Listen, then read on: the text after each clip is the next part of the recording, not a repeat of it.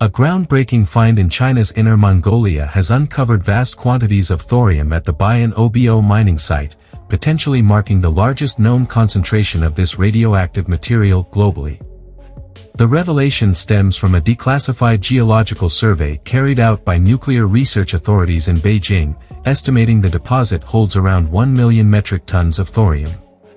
Analysts suggest this volume could meet China's energy demands for tens of thousands of years, with projections indicating that just half a decade's worth of extracted material from the site might fulfill U.S. electricity needs for more than a millennium.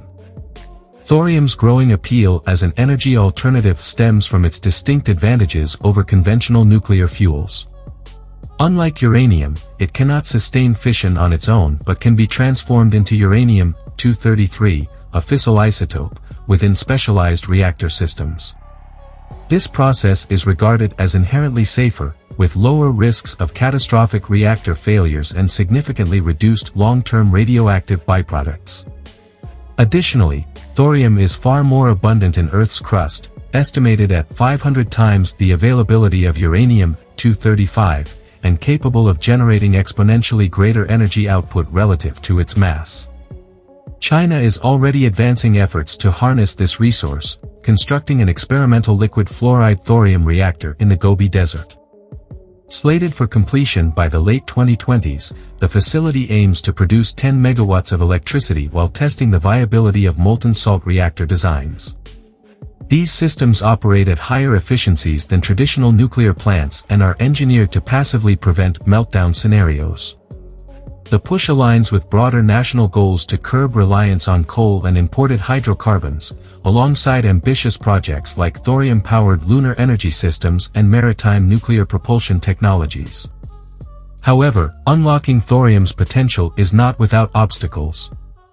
Extraction processes demand substantial amounts of corrosive chemicals and energy, generating hazardous waste streams.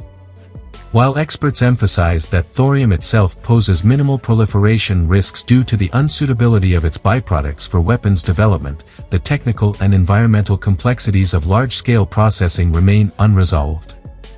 Researchers like Fan Hongli from Beijing's Uranium Resource Laboratory have underscored both the transformative opportunities and intricate challenges tied to advancing thorium-based energy infrastructure. The implications of this discovery extend globally. Nations such as India, Australia, and Norway, which possess sizable thorium reserves, could see pathways to energy autonomy if reactor technologies mature commercially. Meanwhile, the shift toward thorium may reshape geopolitical dynamics historically tied to oil and gas dominance. Skeptics, however, caution that economic and engineering barriers persist. While the theoretical benefits of thorium reactors, including enhanced safety and waste reduction, are well documented, real-world deployment requires overcoming high upfront costs, material compatibility issues, and regulatory hurdles. China's aggressive investment in this field highlights its strategic focus on securing long-term energy leadership. As climate urgency intensifies and countries grapple with decarbonization, thorium's promise as a low-carbon, high-yield power source could position it as a critical component of future energy portfolios. Yet the timeline for widespread adoption remains uncertain, hinging on breakthroughs in reactor efficiency, waste management, and international collaboration. For now, China's progress in the Gobi Desert serves as a litmus test for whether this underutilized element can transition from scientific curiosity to industrial-scale solution, offering a potential blueprint for a safer, more sustainable nuclear era.